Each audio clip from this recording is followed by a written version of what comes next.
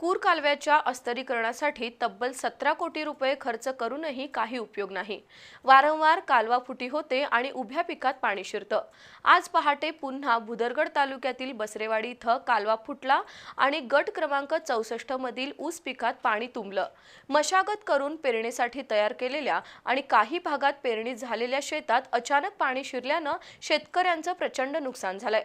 त्यामुळे पाटबंधारे विभाग आणि त्यांचे ठेकेदार यांच्याबद्दल शेतकऱ्यांकडून तीव्र संताप व्यक्त होतोय।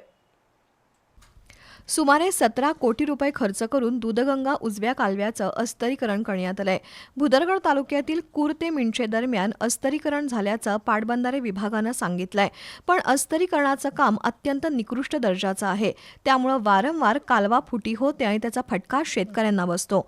आज पहाटे 5च्या सुमारास बसरेवाडी इथं कालव्याला भगदाड पडल्यानं आजूबाजूच्या शेतांमध्ये पाणी घुसलं। मुदाळ ते मिंचे खुर्द या पट्ट्यात कालवा फुटीचा गंभीर प्रश्न असून हा कालवा शेतकऱ्यांच्या विकासाचा नव्हे तर त्रासाचा विषय झालाय।